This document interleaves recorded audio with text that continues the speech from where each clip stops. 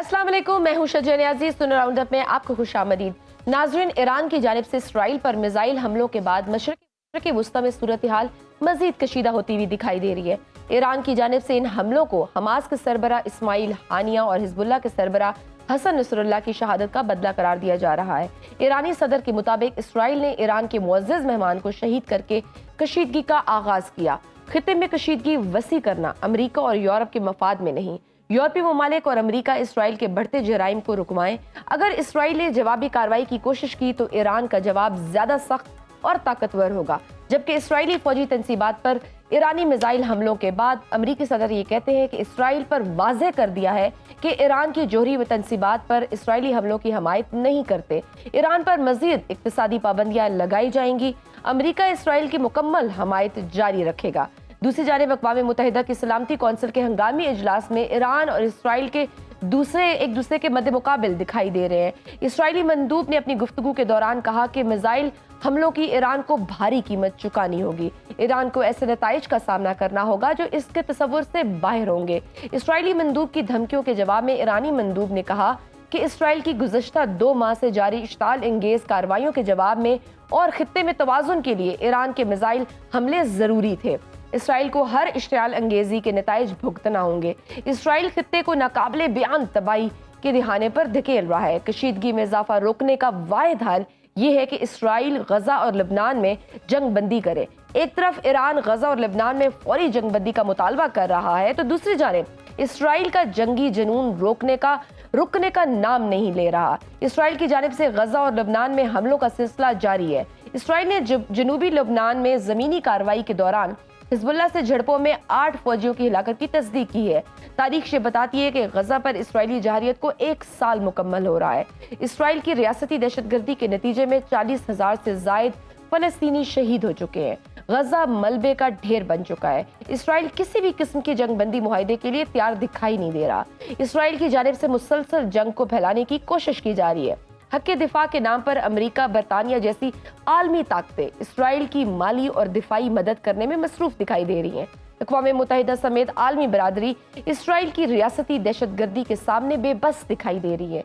Israel मुसलसल लुबनान और Iran की सालमियत को चैलेंज कर रहा है। अब ऐसी सूरत हाल में सवाल यह है कि ईरान और इसराइल के दरमियान कशीदगी को कैसे कम किया जा सकता है। सवाल यह है कि ईरान और इसराइल के दरमियान बराह रास्त जंग के खित्ते की सिक्योरिटी सूरत हाल पर क्या असरात मुरतब होंगे। सवाल तो ये भी है कि आखिर इसराइल का जंगी जुनून कैसे खत्म होगा। इस सब पर बात करने के लिए हमें ज्वाइन किया है साबिक सफारतकार है, बैनुल अक़वामी अमूर की माहिर है, मलिया लोधी साहिबा। मैम, आपके वक्त का बहुत शुक्रिया। मैम, ईरान इसराइल कशीदगी के मशरिकी वसता की सिक्योरिटी सूरत हाल पर क्या असरात मुरतब होंगे? क्या दोनों मुल्कों के दरमियान बाकायदा जंग छिड़ सकती है? देखिए, ये सबसे बड़ा सवाल है इस वक्त कि आया उनकी जो इस वक्त डायरेक्ट कॉन्फ्रंटेशन हो रही है, क्या वो एक खित्ते में बहुत बड़ी जंग के तौर पे सामने आएगी और जंग ये फैलती जाएगी? तो इसका तो जवाब हमारे पास नहीं है। अभी तो इज़राइल ने कहा है कि वो जवाबी कार्रवाई करेंगे। ईरान ने जो मिसाइल्स के ज़रिए इज़राइल पे हमला किया था। हालांकि ईरान ने बहुत अरसे तक, मैं समझती हूँ कि उन्होंने पेशेंस दिखाई, सब्र दिखाया, और जैसे ईरानियन सदर ने खुद कहा कि उनको तो बताया गया था जब इस्माइल हानिया की शहादत हुई, जो कि इज़राइल ने की, कि आप कुछ ना करें, यानी कि ईरान को कुछ नहीं करना चाहिए, इसलिए कि गाज़ा में कोशिशें जारी हैं कि वहाँ पर किसी किस्म की सीज़ फायर हो जाए। तो इसीलिए ईरान ने उस वक्त जवाब नहीं दिया। लेकिन अब ईरान मजबूर हो गया। ईरानियन सदर ने यह भी कहा है कि वो नहीं चाहते कि सूरत हाल और बिगड़े और एस्केलेशन और हो। तो अब देखना यह है कि आया इज़राइल किस किस्म का एक्शन लेता है और क्या इज़राइल पे मगरबी ममालिक का कोई असर होगा, इसलिए कि वो तो नहीं चाहते कि ये जंग और फैले। ये ज़रूर है कि अमेरिका ने अनाउंस किया है कि वो हिमायत करते हैं पूरी तरह से इज़राइल की, और उन्होंने ज़ाहिर है जैसे आपने भी कहा, उन्होंने मज़म्मत की है ईरान के इस हमले की। लेकिन ये भी हकीकत है कि इस वक्त तो अमेरिका नहीं चाहेगा ना कि जंग और फैलती जाए। तो अब देखना ये है कि चंद दिनों में हमें पता चलेगा कि इज़राइल का किस किस्म का जवाबी हमला होता है ईरान पे, और उससे फिर पता चलेगा कि ईरान की तरफ से किस हद तक ईरान मजबूर होगा कि उसका भी जवाब देना पड़े उनको। तो ये इस वक्त टिट फॉर टैट की जो सूरत हाल बनी हुई है, देखना ये कि क्या ये काबू में रहेगी या काबू से बाहर हो जाएगी। ठीक है। और वैसे भी ईरान के पास इसराइल पर हम जवाबी हमले के अलावा कोई ऑप्शन था? क्योंकि ईरान कब तक तहम्मुल का मुजाहरा करता? मैं समझती हूँ कि ईरान ने तो बहुत अरसे तक सब्र और तहम्मुल का मुजाहरा किया। और जैसे मैंने आपको बताया कि उनके सदर ने अभी भी यही कहा है कि वो नहीं चाहते कि कोई जंग हो, वो नहीं चाहते कि खून खराबा हो, और वो चाहते हैं कि इस वक्त एस्केलेशन और ना हो। तो ईरान का जो हैंड है वो फोर्स किया गया। इज़राइल के एक्शंस, उन्होंने ना सिर्फ हमास और हिजबुल्लाह के लीडर्स को शहीद किया, मगर साथ साथ उन्होंने लबनान को भी तो इन्वेड किया। और वहाँ तो इस वक्त रिपोर्ट्स जो आ रही हैं उनके मुताबिक बड़ी शदीद किस्म की लड़ाई हो रही है ग्राउंड पे, ज़मीन पे। तो एयर स्ट्राइक्स अलग और ज़मीनी लड़ाई जो है लबनान में वो अलग है। तो इज़राइल ने 3 फ्रंट्स खोल लिए हैं अब, गाज़ा, लबनान, ईरान। और वो सीरिया पे भी अटैक करते रहे हैं, और यमन में भी उन्होंने एयर स्ट्राइक्स की हैं। तो अभी हम देख रहे हैं कि मल्टी फ्रंट तो किसी हद तक हो ही चुका है, लेकिन कोशिशें, मेरा ख्याल है सफारती कोशिशें तेज़ होंगी आइंदा दिनों में, ताकि ये जंग और मज़ीद ना फैले। लेकिन ईरान इसराइल कशीदगी का कोई सफारती हल मौजूद है? क्योंकि अक़वाम मुत्तहिदा और आलमी बरादरी तो इसराइल के सामने मुकम्मल बेबस दिखाई दे रही है।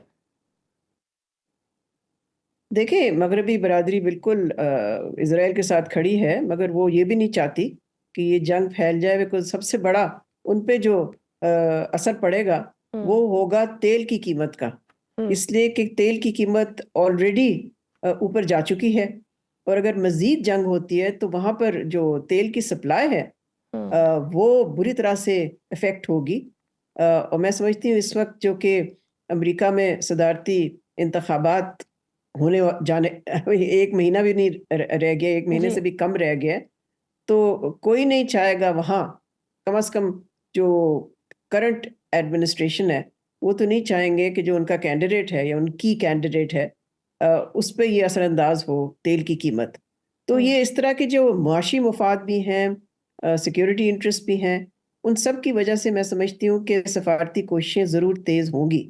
और अब इज़राइल इसराइल उनकी की मानता है, इन ममालिक की जो उनके एलाइज़ भी हैं, इस पे कुछ नहीं कहा जा सकता, इसलिए कि अब तक हमने ये देखा है कि इज़राइल ने, अमेरिका ने जो भी कुछ उनको दिए हैं, मशवरे दिए हैं, इज़राइल ने बिल्कुल नहीं सुनी, और इज़राइल वही करता गया जो उसकी मर्जी थी। और इसराइल, आपको क्या लगता है कि क्या वल्नरेबिलिटीज हो सकती हैं?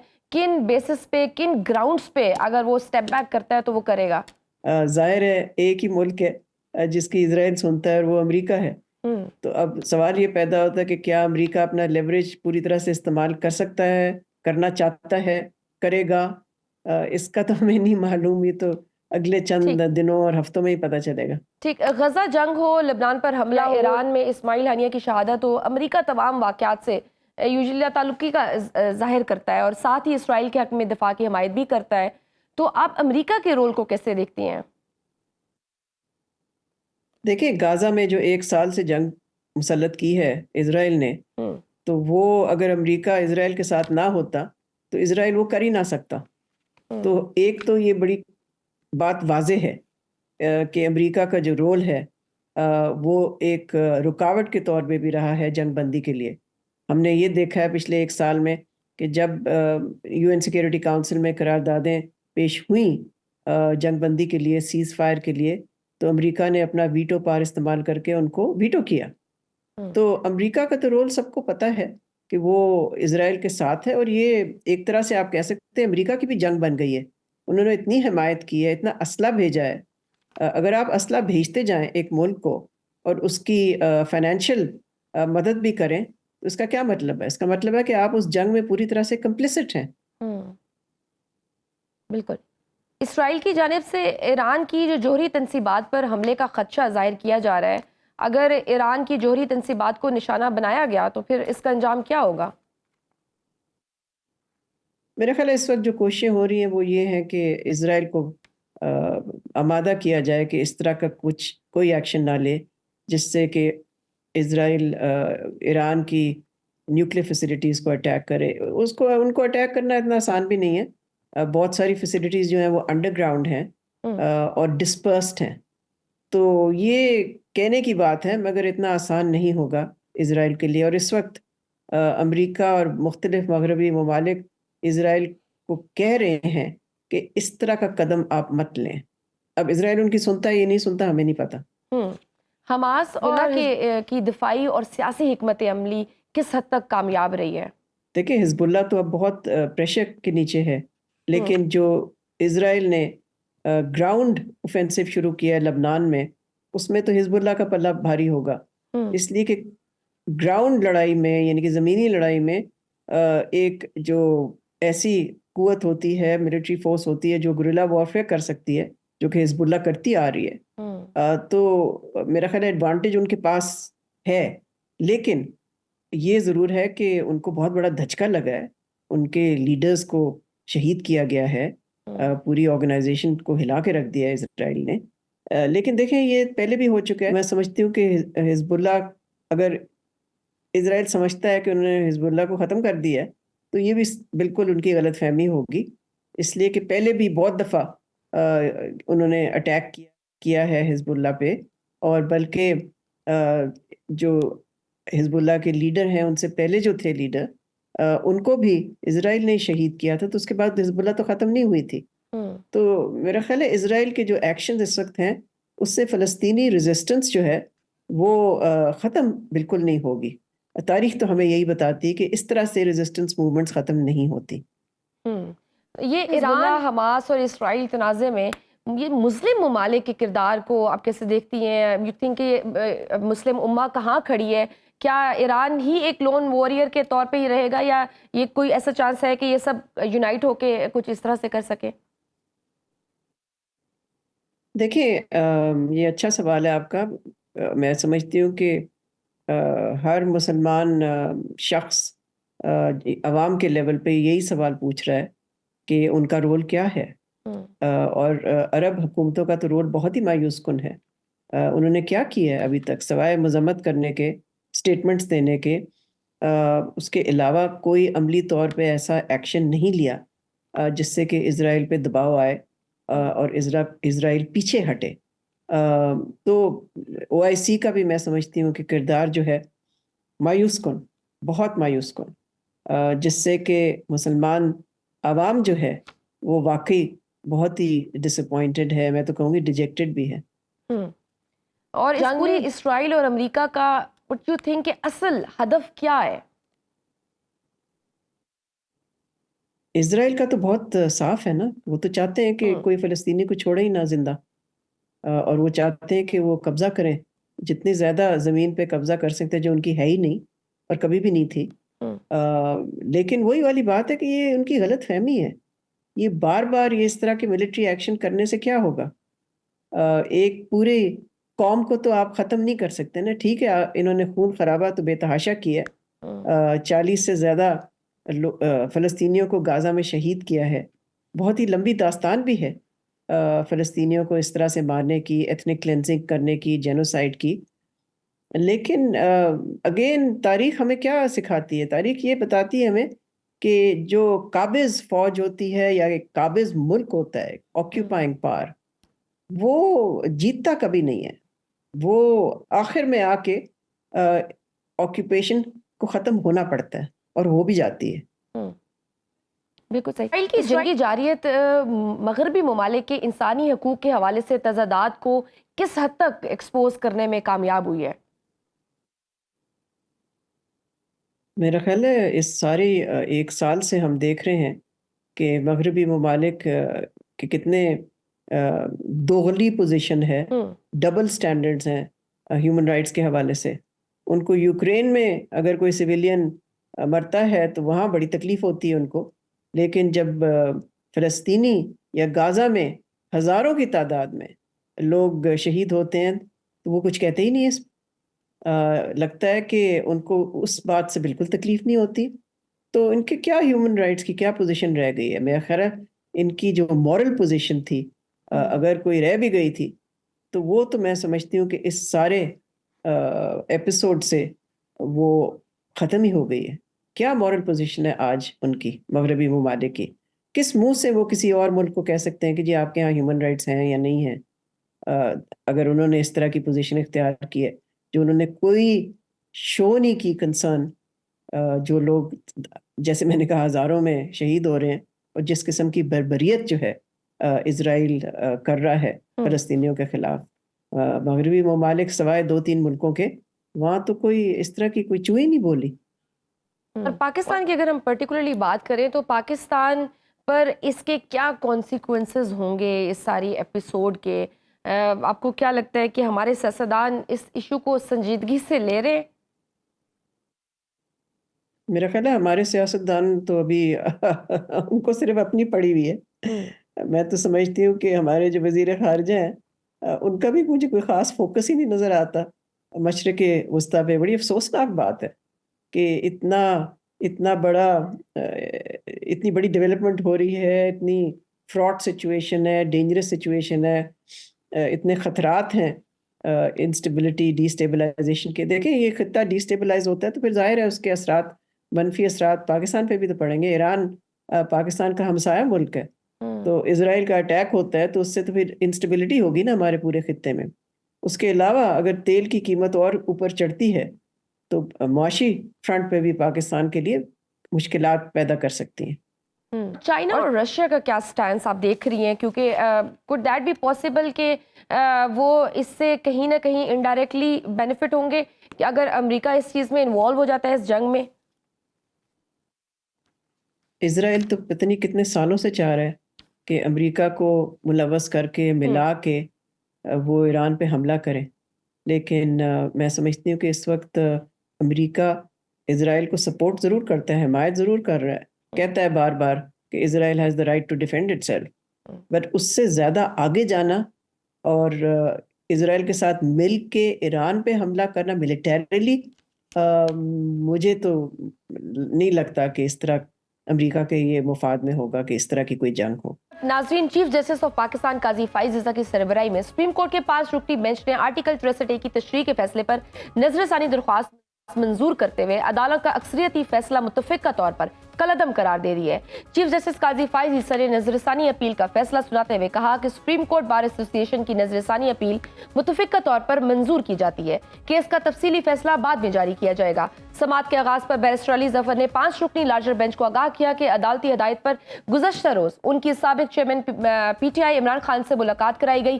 ताहम मुलाकात के दौरान पुलिस अफसरान भी बैठे रहे, जिसकी वजह से उसको एक वकील और क्लाइंट में मुलाकात नहीं कहा जा सकता। पीटीआई के वकील बैरिस्टर अली जफर ने कहा कि बानी पीटीआई इमरान खान जाती हैसियत में पेश होना चाहते हैं। चीफ जस्टिस काजी फाइज ईसा ने कहा कि आपने पहले दिन कोई और एतराज उठाया, आज एक और एतराज उठाया गया है, क्या आप सीनियर वकील हैं? केस को आगे बढ़ाएं। बैरिस्टर अली जफर ने कहा कि एक मुजवजा आईनी पैकेज का आर्टिकल 63A से ताल्लुक है। जस्टिस जमाल खान मंदुखेल ने कहा कि अगर शुरू करना है तो फिर यहां से शुरू करें कि आर्टिकल 63A का रेफरेंस कैसे और किन हालात में आया, और ये भी बताएं कि फिर उस वक्त नीयत क्या थी। चीफ जस्टिस ने कहा कि ऐसी सियासी बातें ना करें जिसके सबब अखबारों में सुर्खियां लग जाएं। अली जफर ने कहा कि अखबारात में कहा गया है कि 25 अक्टूबर तक तरमीम जरूरी है, जिस पर चीफ जस्टिस ने कहा कि हम ये मामला रिकॉर्ड पर ही लाएंगे। अली जफर ने बेंच की तश्कील पर एतराज करते हुए कहा कि पीटीआई अदालती कार्रवाई से अलग होना चाहती है, जिस पर चीफ जस्टिस काजी फाइज ईसा ने कहा कि ये अफसोसनाक है, हम आपको सुनना चाहते थे, क्या आप बतौर अदालती मावन मावनत करेंगे? क्या सुप्रीम कोर्ट बार एसोसिएशन को अली जफर को अदालती मावन मुकर्रर करने पर एतराज है? उस पर सुप्रीम कोर्ट बार के सदर शहजाद शौकत ने कहा कि हमें कोई एतराज नहीं। उस पर अदालत ने अली जफर को अदालती मावन मुकर्रर कर दिया। पीटीआई वकील अली जफर ने कहा कि गुज़श्ता रोज फारूक नाइक भी आईनी अदालत के हक में बात कर चुके हैं। कहा जा रहा है कि आईनी तरमीम के जरिए चीफ जस्टिस पाकिस्तान की मुद्दत मुलाजमत बढ़ाई जाएगी, जिस पर जस्टिस जमाल मंदुखेल ने कहा कि अगर चीफ जस्टिस खुद मुद्दत मुलाजमत में तौसी लेने से इनकार कर दे तो क्या होगा? बैरिस्टर अली जफर ने कहा कि ये मामला मफादात का टकराव है, आप इस केस के फैसले के जरिए हॉर्स ट्रेडिंग की इजाजत दे रहे हैं। चीफ जस्टिस ने अली जफर से कहा कि अब आप हद क्रॉस कर रहे हैं, हम आपको तौहीन अदालत का नोटिस जारी कर सकते हैं। लार्जर बेंच के सरबराह ने पीटीआई के वकील से कहा कि वो फैसले से कबल ही तौहीन-आमेज बातें कर रहे हैं। ये बहुत बड़ा बयान है, ऐसी बात की इजाजत नहीं देंगे। जस्टिस नईम अकवान ने कहा कि हमारे मुल्क में निजाम को बनने दें। कल यहाँ अदालत में एक वकील साहब ने कहा कि बाहर 500 वकील बैठे हैं, फैसला करके दिखाएं। क्या जजेस को खौफजदा करके फैसले लेने हैं? चीफ जस्टिस ने कहा कि किसी ने मुझसे एक्सटेंशन के बारे में सवाल किया था, मैंने कहा कि आप मुझे कल की जमानत दें कि मैं जिंदा रहूंगा, हो सकता है आज मेरी आखिरी सांस हो। चीफ जस्टिस ने कहा कि मैं अपनी समझबूझ और दीगर साथी जजेस अपनी समझबूझ के मुताबिक फैसला करेंगे। हमारे दरमियान कोई लड़ाई झगड़ा नहीं है और अंदर कुछ नहीं चल रहा। बाद हज़ार समात के बाद मीडिया से गुफ्तगू करते हुए बैरिस्टर अली जफर ने कहा कि हमने इमरान खान को ना सुनने जाने पर अदालती कार्रवाई का बायकॉट कर दिया है। इमरान खान को मौजूदा एतराज है। हमारा मौक़िफ़ वाज़ेह है कि बेंच को कानून के मुताबिक तश्कील नहीं दिया गया। सुप्रीम कोर्ट के आर्टिकल 63A की तशरीह के मुतालिक इस मुतफ़िका फैसले के मुल्की सियासत पर क्या असरात मुरतब होंगे, इस पर हम बात करेंगे। हमें ज्वाइन किए सीनियर एनालिस्ट अतर काज़मी। सर, आपके वक्त का बहुत शुक्रिया। सर, आप क्या समझते हैं कि सुप्रीम कोर्ट ने आइन के आर्टिकल 63A की नज़रसानी केस का साबका फैसला कलअदम करार देकर हॉर्स ट्रेडिंग की राह हमवार कर दी है? क्या अतर लगता है आपको कि क्या इम्पैक्ट होंगे इसके?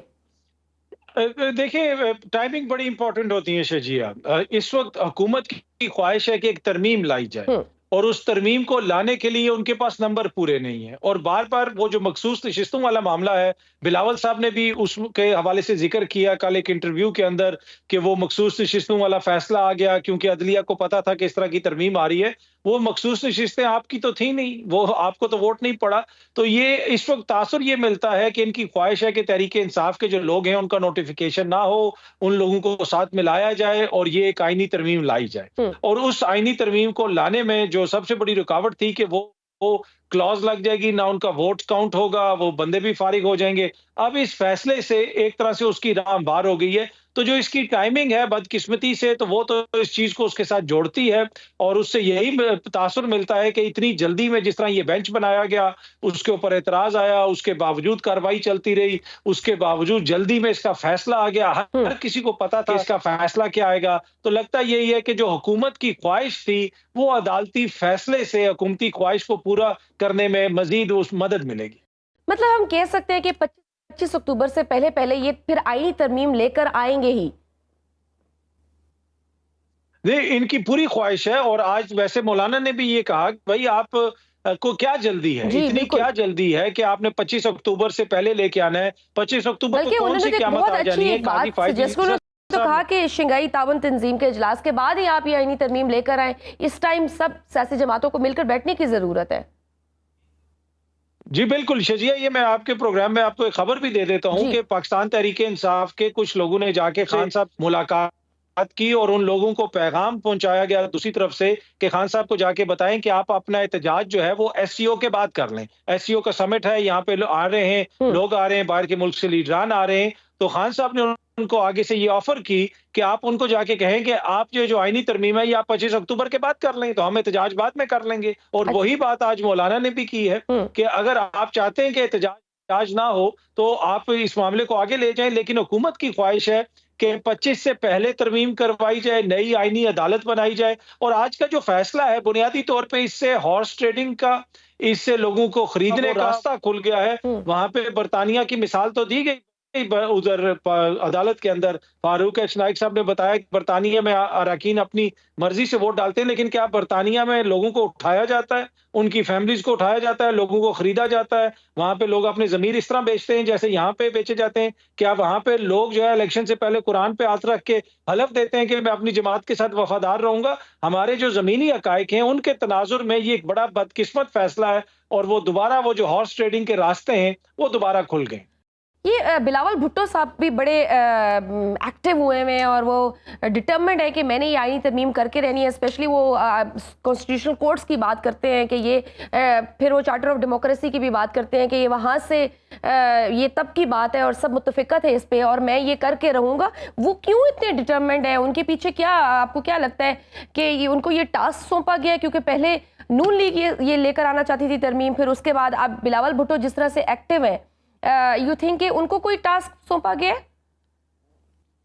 देखिए इसमें तो यही कहा जा रहा है कि बिलावल भुट्टो साहब को कहा गया है कि अगर आपने वज़ीर आज़म बनना है तो ये आईनी तरमीम करवाएँ। तो इसी वजह से उनको जल्दी है और ज़रदारी साहब को भी जल्दी है। नून लीग से पहले जो है ज़रदारी साहब की ख्वाहिश थी कि इन मामलात को फ़ौरन हतमी शक्ल दी जाए, ये तरमीम मंज़ूर करवाई जाए। अब अचानक इनको चार्टर ऑफ डेमोक्रेसी याद आ गया जो 2006 में हुआ था। उसी चार्टर ऑफ डेमोक्रेसी में लिखा हुआ था कि निगरान हुकूमत में जो लोग होंगे उनके रिश्तेदार भी इलेक्शन नहीं लड़ सकेंगे। लेकिन इन्होंने तो जो निगरान हुकूमत में लोग थे उनको इलेक्शन लड़ा के किसी को वज़ीर आला बना दिया, किसी को वज़ीर दाखिला बना दिया। उस चार्टर ऑफ डेमोक्रेसी के अंदर बजट के हवाले से दीगर जो महकमों के बजट हैं, उनके हवाले से बहुत सारी चीज़ें लिखी हुई थी। उस पे तो ये बात नहीं करते, तो ये चार्टर ऑफ डेमोक्रेसी का इश्यू नहीं है। असल इश्यू इस वक़्त ये है कि बिलावल साहब को अपनी वज़ारत उज़्मा नज़र आ रही है और उनकी ख्वाहिश है कि ये आईनी तरमीम करवाई जाए। अगर वो आईनी तरमीम करवाने में कामयाब हो गए तो उससे क्या फ़ायदा होगा उनको? उनको फ़ायदा ये है कि इमरान खान का सियासी रास्ता रोका जाएगा। अगले 8-10 साल के लिए एक ऐसा निज़ाम आ जाएगा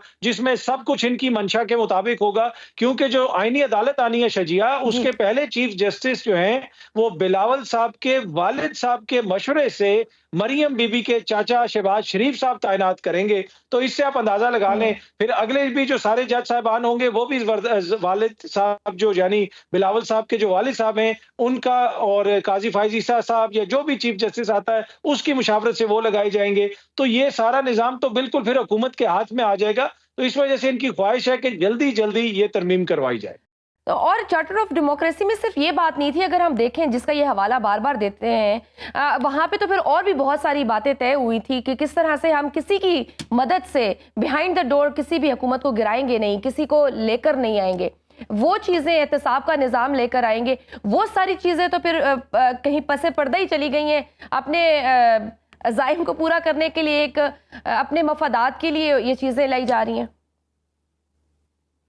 जी, बिल्कुल। देखें, वो तो मतलब किसी और की मदद से क्या, अभी ये आप चार्टर ऑफ डेमोक्रेसी तो बहुत पीछे था। ये 2-3 साल पहले तक ये इमरान खान साहब को सिलेक्टेड कहते थे बिलावल, और ये कहते थे ये एक हाइब्रिड निज़ाम है, कठपुतली निज़ाम है। अभी जो ये निज़ाम है, उसके बारे में इनकी क्या राय है? अभी जिस तरीके से ये निज़ाम चलाया जा रहा है, इसमें जिस तरीके से जनाब इन्होंने अपने आईनी जो राइट्स हैं, उसको ये लोग सरेंडर कर रहे हैं, जिस तरीके से अदालतों से जिस किस्म के ये फैसले ले रहे हैं, जिस किस्म का एक हमला हम देख रहे हैं जमहूरियत के ऊपर, मुल्क की सुप्रीम कोर्ट के ऊपर, हाई कोर्ट्स के जज साहिबान की ट्रांसफर करने की बात की जा रही है। तो ये सारी चीजें जो हैं, क्या ये जमहूरियत की मजबूती के लिए की जा रही है? नहीं, कतई ऐसी बात नहीं है। ये अपने इक़्तिदार को दुआम देने के लिए किया जा रहा है। बदकिस्मती है कि जमहूरियत हमारे लोगों को शजीयत तभी याद आती है जब ये ऑपोजिशन में होते हैं। जिस तरह आजकल तहरीके इंसाफ वाले दोस्त जमहूरियत की बात करते हैं, लेकिन जब ये हुकूमत में थे तो ये तो कौम का बाप किसको करार देते थे? ये कहते थे कानून साजी में भी हमारी मदद वहीं से होती थी, वही हमारी मदद करते थे। तो इशू ये है कि जब आप हुकूमत में हो तब भी आपका वही स्टांस हो जो आपका ऑपोजिशन में हो, तभी फायदा है। जिस तरह आजकल दोबारा नवाज शरीफ साहब बहुत सारी बातें कर रहे हैं, और इन्होंने तो वोट को इज्जत दिलवानी थी, लेकिन जो इन्होंने वोट की इज्जत के साथ किया है वो पूरी कौम के सामने है। भाई उन्होंने तो बड़े गिले किए। उन्होंने तो कहा कि भाई जैसा तुम करोगे वैसा भरोगे। तुम जिस तरह से इमरान खान के बारे में उन्होंने कहा पाजी इख्तियार करे, आपने मेरे बारे में ये बोला था कि मैं गले में रस्सा डाल के आपको जेल में डालूंगा, आज आप खुद जेल में। अच्छा अतर, ये जिस तरह से सुप्रीम कोर्ट के फैसले पर हुकूमत मनोआन अमल करेगी और वो कह रही है कि जी बड़ा अच्छा फैसला आ गया है और कानून की बालादस्ती हुई है, तो उसी सुप्रीम कोर्ट ने इलेक्शन कमीशन की मखसूस नशिस्तों के हवाले से भी तो एक फैसला किया हुआ है। उस पे तो वो अमल करने का कोई इरादा नहीं रखते। तो ये सिलेक्टेड डिसीजन जो उनकी मर्जी के मुताबिक आ जाए तो उसमें सुप्रीम कोर्ट की बालादस्ती है, कानून की बालादस्ती है।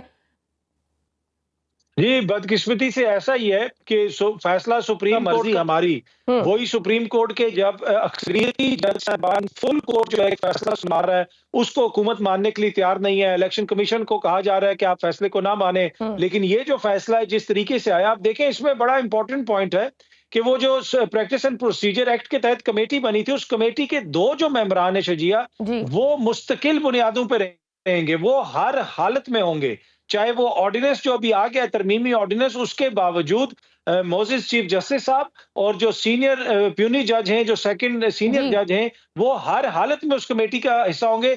तीसरा जज अब चीफ जस्टिस साहब की मर्जी का होता है। लेकिन ये जो बेंच बनाया गया, इसमें तो जो सीनियर मोस्ट जज हैं मंसूर अली शाह साहब तो बैठे ही नहीं। तो ये बेंच कैसे बन गया? उसके बावजूद इस बेंच को बना लिया गया। फिर एक जो रिटायर्ड जज हैं जो इस वक्त एडहॉक हैं एक जज के तौर पे काम कर रहे हैं, उनको भी बेंच का हिस्सा बना दिया गया। माजी में काजी फायज ईसा साहब खुद अपने फैसले में लिख चुके हैं कि जो ऑथर जज है वो तो हर हालत में बेंच का हिस्सा होता है। मुनीब अख्तर साहब ऑथर जज हैं, उन्होंने क्वेश्चंस उठाए तो उनको भी अलहदा कर दिया गया। तो मेरे ख्याल में बहुत सारे सवालिया निशानात हैं, पर अनफॉर्चुनेटली लगता ऐसा ही है कि सुप्रीम कोर्ट के सिर्फ उन फैसलों को माना जाएगा जो हुकूमत को सूट करते हैं, जो हुकूमत को सूट नहीं करते उनको हुकूमत मानने के लिए तैयार नहीं है।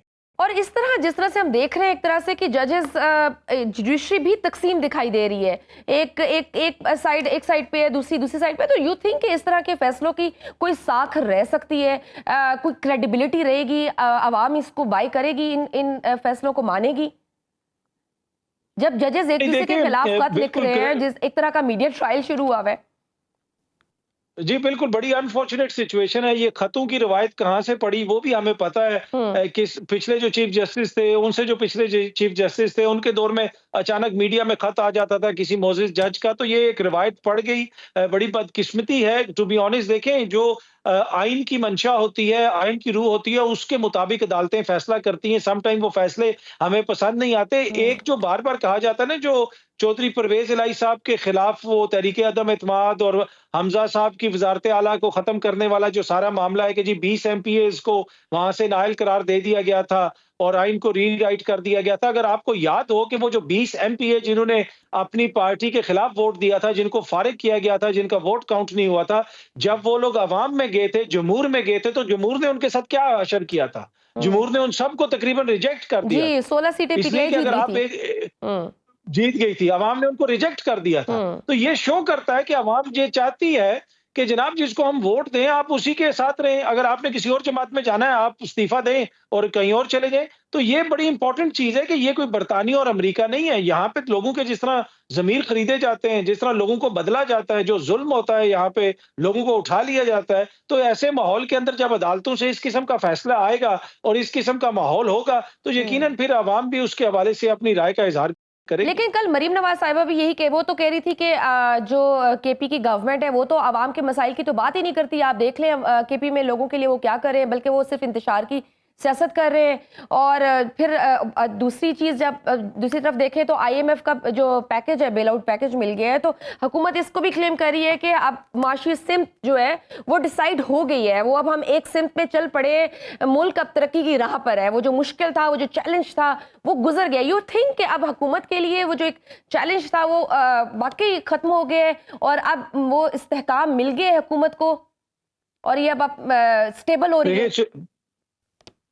शजिया, देखिए, चैलेंज इन लोगों के लिए तो कभी होता ही नहीं। चैलेंज तो मेरे और आप जैसे जो आम पाकिस्तानी हैं उनके लिए चैलेंजेस होते हैं। अब मसला ये है कि जो अवाम जाके आज ग्रोसरी खरीद रही है, क्या वो ये समझ रहे हैं कि महंगाई कम हो गई है? जिन लोगों को इस वक्त जो गुजारा वो कर रहे हैं जिस तरीके से, क्या पूरी कौम को नहीं पता? ये रोज कहते हैं जी महंगाई कम हो गई, ये हो गया, वो हो गया, अशारिये दुरुस्त हो गए।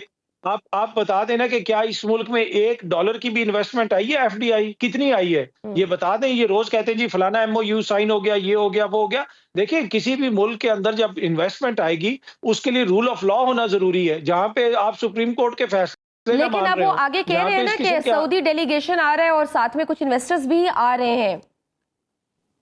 वो मतलब ये तो हम 3 साल से सुन रहे हैं ना। ये इनकी जो PDM 1 की हुकूमत थी उस वक्त भी ये इसी तरह बगले बजाते थे, फलाना डेलीगेशन आ गया, फलाना ये आ गया, वो आ गया, ये आ गया। यहाँ पे तो एक वजीर ने प्रेस कॉन्फ्रेंस करके बताया था कि इस मुल्क की जो मट्टी है कितने अरब डॉलर की, तो वो बिक जाएगी जो हम जब वहां पे हम माइनिंग करेंगे। आपको याद होगा ये पूरा यहाँ पे एक समिट हुआ था कि उन्होंने बताया था कि पाकिस्तान में तो मदनियात ही इतनी ज्यादा है। उसके बाद 3 दिन तो मैं जो है ना जमीन पे पाँव सही नहीं रखा। मैंने कहा कोई कीमती धात नीचे खराब ना हो जाए। ये हालात हो गए थे शजिया, डर लगता था कि इतनी कीमती जमीन है ये। तो इशू ये है कि ये लेकिन फिर अचानक हमें बताया जाता है कि पाकिस्तान फिर एक अगेन नाजुक सूरत हाल में आ गया है, सूरत हाल में आ गए।